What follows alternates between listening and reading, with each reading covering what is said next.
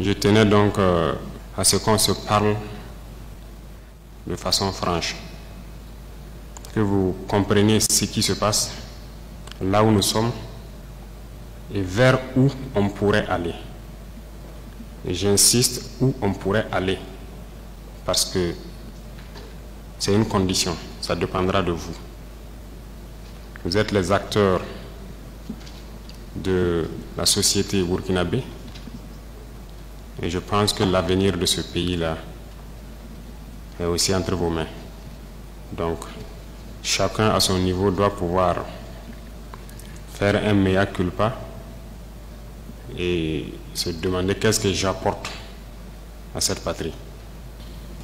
C'est peut-être parce qu'aussi il n'y a pas eu de langage de vérité que les gens ne comprennent pas en fait ce qui se passe. Je parie que beaucoup de gens ignorent sérieusement la situation dans laquelle nous nous trouvons. Nous sommes à Ouagadougou, très souvent à Bobo-Dioulasso, dans tout cas dans les grandes villes, et la vie est tout autre. Mais hors de ces villes, vous n'imaginez même pas ce qui se passe. Est-ce que tout le monde est conscient que le territoire est presque perdu? En tant que militaires, nous reconnaissons notre responsabilité. Mais qu'est-ce qui a mené l'armée à être comme ça? C'est ça aussi la question qu'il faut se poser. Parce qu'elle a été politisée. Elle a quitté même son fondement. Il faut avoir le courage de se le dire. L'armée a été infiltrée. Et chacun agit en fonction donc de certains bords politiques. Nous observons depuis très longtemps. Nous combattons et nous observons. Et à un moment donné, on a eu espoir que ça va cesser, notamment avec les événements du 24. Mais ça n'a pas cessé. Et ça continue. Ces événements du 30 sont arrivés. Je vais vous dire ce soir où est-ce que nous en sommes, où est-ce que nous partons. Et chacun serait libre, à partir de cet instant, de son action future. Soit pour la patrie ou contre la patrie. De toute façon, nous sommes tous dans ce pays. Et vous comprendrez avec la présentation que personne ne va pouvoir quitter. Déjà entre Bobo et Ouaga, ça devient difficile. Quand la route sera coupée, que peut-être certaines personnes vont prendre conscience. Parce que ce n'est pas permis à tout le monde de prendre l'avion entre Bobo et Ouaga. Si c'est ce pays que nous voulons, eh bien, allons-y. Souvent, je me pose la question, est-ce qu'on se demande d'où vient le terrorisme? Pourquoi le terrorisme?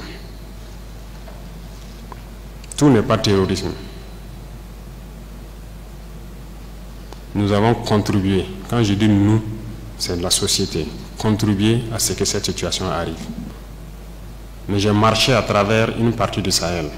Je ne dis pas rouler, hein, marcher à pied à travers le Sahel. Donc j'ai pris le soin de bien voir ce que c'est que le Sahel. Et je ne suis pas sûr que ici vous l'avez fait. J'ai marché de Gorom, passant par Oursi, aller à Déou, Tinakov, Tinasan, revenir sur Marcoy. Cette partie, on l'a fait. On a vu comment les gens vivent là-bas. Et on l'a fait, ça vaut 10 ans de cela. Et c'était prévisible que cette situation va arriver.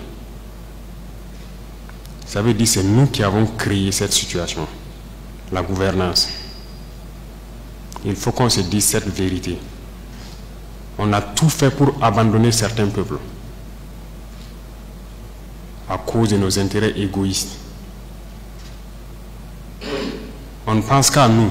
Comme jusqu'aujourd'hui, on voit les gens meurent ailleurs, mais à Ouagadougou, on fait la fête. On n'a aucune pitié pour l'autre. J'ai marché à travers ces zones, je les vois trimballer des bidons, marcher des kilomètres pour aller chercher l'eau. Je les ai vus en train de marcher des kilomètres pour trouver l'eau pour le bétail et le bétail qui meurt en cours de route. Il n'y a pas de route là-bas. Il n'y a pas de route. Comment même un camion même pourrait arriver là-bas, ne serait-ce qu'avec un peu de tourteau pour que leurs animaux puissent manger? Il n'y a rien là-bas. Qu'avons-nous construit là-bas? Qu'avons-nous fait là-bas? Quel projet de développement avons-nous envoyé là-bas? Est-ce qu'on s'occupe même de leur vie? Rien qu'une simple eau. Qu'avons-nous fait de sérieux dans ces zones? C'est la question qu'il faut se poser. Et le territoire de cette partie, c'est hors de contrôle. Qui en est responsable? C'est nous. C'est nous. Il faut que chacun accepte ça. Nous avons toujours le slogan que c'est un pays pauvre. Vous êtes bien conscient que le pays n'est pas pauvre. C'est parce qu'on est méchant. On est sérieusement méchant entre nous. Les jeunes n'ont rien à faire. On a des terres cultivables. On a de l'eau. Comment on peut ne pas vouloir faire quelque chose pour eux?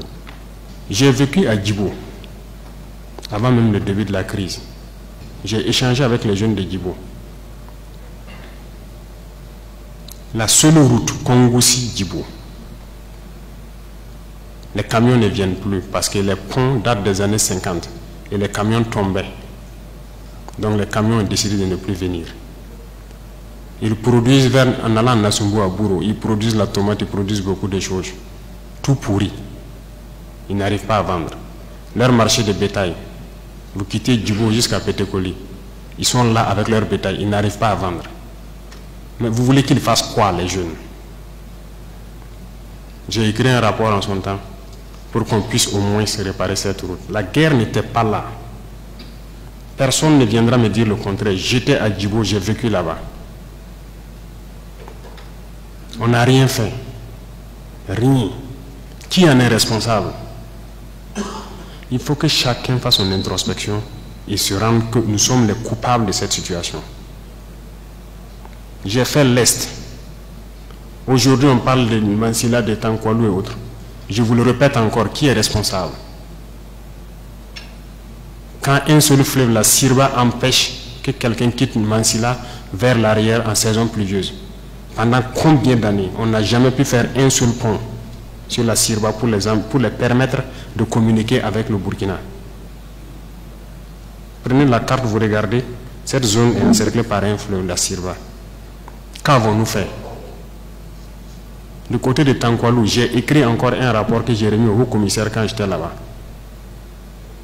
pour que les gens fassent pardon pour faire ne serait-ce qu'un pont entre Tankwalou et le reste. Qu'avons-nous fait?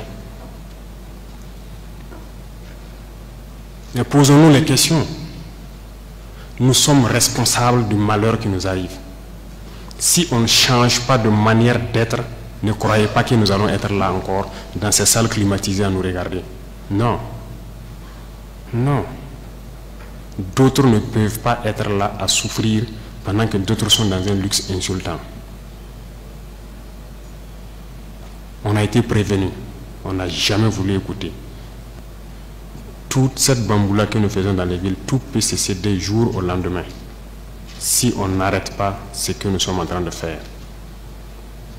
Je sais que personne ne vous a déjà parlé comme ça, mais je vous le dis aujourd'hui franchement.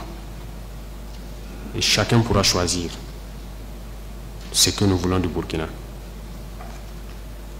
Je ne suis pas politicien, je n'ai pas de langue de bois. Moi, je suis un militaire. Et je préfère vous dire la vérité. Chacun est libre de prendre ou de laisser. Tout le monde roule dans sa voiture, tout le monde vit bien.